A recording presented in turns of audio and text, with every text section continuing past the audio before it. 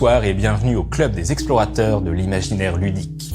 L'une des choses que j'apprécie particulièrement dans le jeu de rôle, c'est la manière dont certains univers mélangent des ingrédients qui n'avaient a priori rien à faire ensemble et parviennent à faire émerger une expérience ludique et narrative aussi mémorable qu'inattendue. C'est le cas du jeu dont nous allons parler aujourd'hui, Corporia. Un jeu qui pour l'instant n'est disponible qu'en anglais, mais qui mériterait vraiment une traduction. Vous connaissez la légende du roi Arthur. Après avoir vaincu Mordred, Arthur, mortellement blessé, est emmené sur l'île d'Avalon pour y reposer, tandis que l'épée sacrée Excalibur est rendue à la Dame du Lac. Une prophétie est alors énoncée, qui affirme qu'un jour prochain, lorsque le monde sera à nouveau menacé par l'injustice et l'oppression, Arthur et ses chevaliers de la Table Ronde reviendront et établiront un nouveau Camelot. Et le temps passa. Les années devinrent des siècles. Les villages de jadis ont fait place à de gigantesques conurbations de verre, d'acier et de néon, tandis que les châteaux sont devenus des gratte-ciel où siègent les nouveaux seigneurs. Les corporations règnent sur le monde dans un système de néo-féodalité, traitant les gouvernements comme de simples succursales et leurs employés comme des serfs, à peine mieux que s'ils étaient des esclaves. L'ordre règne sur le monde, mais un ordre totalitaire, froid, déshumanisé. Et cela n'est nulle part plus vrai que dans la mégalopole tentaculaire simplement appelée la cité. Quoique, on y assiste depuis quelque temps à des phénomènes étranges. Il se chuchote que dans les bas-fonds rôdent vampires, succubes et autres cryptides, même si les autorités corporatistes affirment qu'il s'agit simplement d'hallucinations ou de mutations causées par des radiations cosmiques, un phénomène que les habitants de la cité ont surnommé le flux et qui semble éveiller d'étranges pouvoirs chez certains, presque comme de la magie. Et récemment, des témoins affirment avoir vu des individus combattre les monstres qui hantent la cité. Ces individus semblent appartenir à une force de sécurité appelée Nightwatch, contrôlée par la corporation Valiant et son mystérieux PDG, Lance Martin.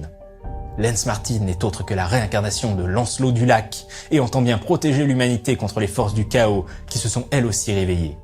Pour y parvenir, il peut compter sur le soutien de Vivienne Moreau et Kenneth Bridgman, réincarnation respectivement de Viviane et Perceval, mais aussi de l'intelligence artificielle Master Eye Registrar and Logistical Intelligence Network, ou Merlin pour faire court. Arthur, quant à lui, demeure introuvable. Mais tandis qu'ils prennent part au conflit occulte entre l'ordre et le chaos, les nouveaux chevaliers devront décider eux-mêmes où placer la frontière entre le bien et le mal. Dans Corporia, les joueurs incarneront des membres de Nightwatch. Ce sont des chevaliers en costard brillant, se réunissant autour de la table ronde de la salle de réunion et affrontant les forces du chaos pour le compte de Lancelot et Valiant Incorporated. Mais dans ce monde où les corporations font la loi, ils devront également veiller à ne pas perdre leur âme. Les personnages ne seront pas nécessairement des chevaliers de la table ronde réincarnés à l'époque moderne. Il peut aussi s'agir d'hommes et de femmes courageux ayant découvert la vérité sur la guerre occulte que se livrent l'ordre et le chaos et ayant décidé de rejoindre Nightwatch. Parmi les archétypes décrits dans le jeu, on trouve par exemple agent de sécurité, chasseur de tête, hacker, vedette, mais aussi des rôles plus exotiques comme sorciers ou magiciens qui ont appris à contrôler les énergies mystiques du flux. Un personnage est défini par des attributs de base appelés core values ou valeurs fondamentales, un jeu de mots que je trouve vraiment bien trouvé entre les valeurs chevaleresques et les valeurs d'une entreprise. Ces valeurs fondamentales sont au nombre de 6, force, agilité, trempe, connaissance, présence d'esprit et magie. Et bien entendu, chaque personnage possède plusieurs compétences comme arme à feu, informatique, biologie ou athlétisme. Chaque compétence possède un score compris entre 0 et 6 et est lié à une valeur fondamentale, par exemple connaissance pour les compétences scientifiques. Le système de jeu de Corporia est très simple. Lorsqu'un personnage souhaite accomplir une action, son joueur va d'abord additionner la compétence utilisée et la valeur fondamentale qui lui est liée. Puis il va lancer 2 dés à 6 faces, qu'on appelle dés de flux, et garder le meilleur résultat. Il ajoute ce résultat au score calculé précédemment, et si le total est supérieur ou égal au seuil de réussite fixé par le meneur de jeu, l'action est réussie.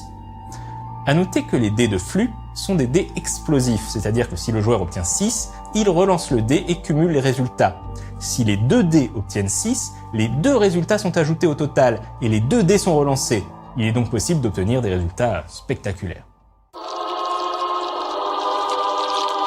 Corporia est une excellente surprise, et l'idée de combiner mythes arthuriens et fantaisie urbaine fonctionne vraiment bien. On pouvait craindre que le jeu lorgne un peu trop du côté de Shadowrun ou du monde des ténèbres, mais l'auteur Mark Plemons parvient à trouver un ton qui lui est propre. Parmi les inspirations mentionnées à la fin du livre, on notera la saison 5 d'Angel, la série télé de Joss Whedon et David Greenwalt, ou encore le roman Les Sentinelles de la Nuit de l'écrivain russe Sergei Lukianenko.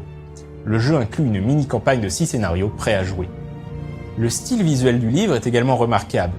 Tout est fait pour évoquer une brochure d'accueil, du genre que l'on donne aux nouveaux employés dans les grosses entreprises. Certains chapitres sont présentés comme des rapports de mission ou des notes de service, et les points importants des règles sont surlignés en jaune dans le texte comme pourrait l'être un vrai document. Ou comment être à la fois pratique et immersif.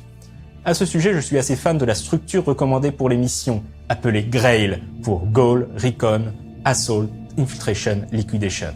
Les illustrations, quant à elles, sont principalement des photos d'hommes et de femmes costumés, comme vous avez pu le voir durant cette émission.